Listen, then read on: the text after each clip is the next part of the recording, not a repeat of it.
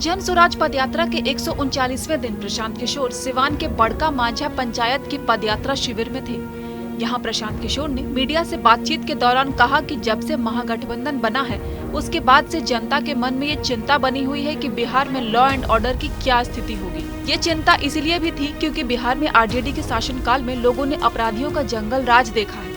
आज जब आरजेडी फिर से सत्ता में वापस आ गई है और बिहार की सत्ता की पूरी कमान आरजेडी के हाथों में चली गई है तो आपराधिक घटनाएं बढ़ेंगी।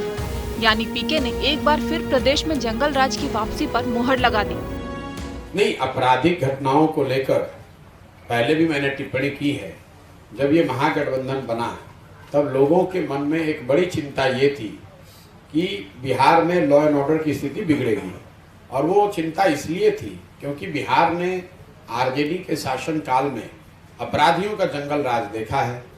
और आज जब आरजेडी फिर से सत्ता में आ गई है और एक तरीके से पूरे सत्ता का कंट्रोल और कमांड और कंट्रोल उनके हाथ में है, तो स्वाभाविक तौर पर अपराध बढ़ेगा ही बढ़ेगा। ये उनकी पार्टी का चरित्र है और ये मेरा असेसमेंट नहीं है, ये तो 15 साल बिहार की जनता ने देखा है। तो जब ये लोग सत्ता में आते हैं, जब भी रहेंगे तो अपराध की घटना बढ़ेगी, वही हो रहा है। बिहार में गठबंधन का प्रयोग लगातार होता आ रहा है, दशकों से यह गठबंधन के प्रयोग में है। प्रशांत जी, लगातार आप कई दिनों से लगभग 138 दिन आप जन स्वराज यात्रा पर है, तो आगे आने वाले दिनों में आपका गठबंधन पर क्या प्रयोग होगा? गठबंधन की दिशा में आपका क्या प्रक्रिया? मेरा कोई प्रयोग नहीं है। मेरा प्रयोग जो है वो एकदम आपके सामने है कि दल और गठबंधन की बात ही नहीं है। बिहार में जो कुव्यवस्था है, बिहार में जो हम लोग की बदहाली है, इसको सुधारने का एक ही उपाय है। जब तक यहाँ समाज के स्तर पर प्रयास नहीं किया जाएगा, लोगों को समझाया नहीं जाएगा, लोगों को जगाया नहीं जाएगा और उनकी मदद से एक नई राजनीतिक व्यवस्था नहीं बनाई जाएगी, तब तक बिहार को सुधारने का कोई रास्ता नहीं है। प्रशांत किशोर ने जातीय जनगणना पर भी सवाल उठाए और कहा कि जातीय जनगणना प्रशासनिक गतिविधि है, क्योंकि जातीय जनगणना का संवैधानिक आधार नहीं है। जनगणना केंद्र का विषय है, तो राज्यों के पास ये अधिकार नहीं है कि वो संवैधानिक आधार पर जनगणना करा सके। इसलिए बिहार सरकार ने जो अधिसूचना जारी की है उसमें इसे गणना यानी सर्वे कहा गया है। प्रशांत किशोर ने ये भी कहा कि असल मुद्दा ये है कि जो इस गणना को करवा रहे हैं उनका मकसद पिछड़े वर्गों को लाभ पहुंचाना नहीं है, वो तो इसके सहारे राजनीतिक ध्रुवीकरण और समाज को जातीय आधार पर बांटने की कोशिश कर रहे हैं। इसको जनगणना क्यों नहीं कहा जा रहा है, इसको गणना क्यों कहा जा रहा है? दूसरी बात कि जब ये जनगणना हो जाएगा तो इस पर कार्यक्रम बनाने के लिए आपके पास क्या सोच है? क्योंकि दलितों की गणना, उदाहरण के तौर पर दलितों की गणना स्वतंत्रता के बाद से हो रही है, फिर भी आज भी दलित इस देश में सबसे गरीब और पिछड़ा है। तो अगर सिर्फ गणना मात्र से ही लोगों की स्थिति सुधर जाती तो किसको नहीं पता है कि बिहार के लोग सबसे गरीब हैं? ये तो गणना हुआ पड़ा है कि बिहार में प्रति व्यक्ति आय 35,000 रुपया है, देश में प्रति व्यक्ति आय 1,45,000 रुपया है। तो आप बिहार के लोगों की इस इनकम को बढ़ा दीजिए।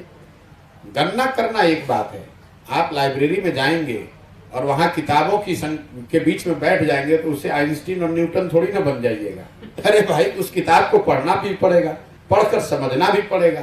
तो ये तो बेवकूफ़ी है कि सिर्फ गणना करके लोगों को सुधारा जा सकता है। अगर ऐसी बात होती तो बिहार के विभिन्न वर्गों का, कम से कम जिन वर्गों की गणना, मुसलमानों की गणना तो हो रही है, और मुसलमानों की हालत आप जाकर देख लीजिए, यहाँ पर उनकी गरीबी का आलम देख लीजिए, उनके बदहाली फटेहाली की आलम देख लीजिए।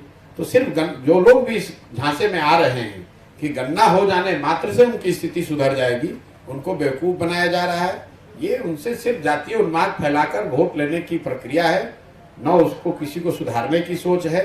न भाई, इतने दिनों से जिन वर्गों की ये लोग राजनीति कर रहे हैं, ये दोनों दल आरजेडी जदयू वगैरह, उन्हीं वर्गों की स्थिति तो आज सबसे ज्यादा खराब है। आज बिहार में सबसे गरीब कौन है? सबसे गरीब दलित है, सबसे गरीब अति पिछड़ा है, सबसे गरीब मुसलमान है, और ये तीनों वर्गों के लोग ही तो वोट कर रहे हैं जदयू और आरजेडी को।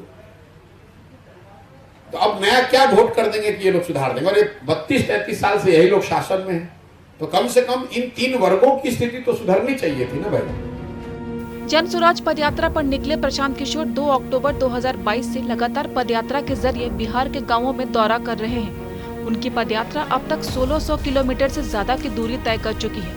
पश्चिम चंपारण से शुरू हुई पदयात्रा शिवहर, पूर्वी चंपारण, गोपालगंज होते हुए पिछले 12 दिनों से सिवान जिले में है। सिवान में पदयात्रा अभी 15 से 20 दिन और चलेगी और इस दौरान अलग अलग गांवों और प्रखंडों से गुजरेगी।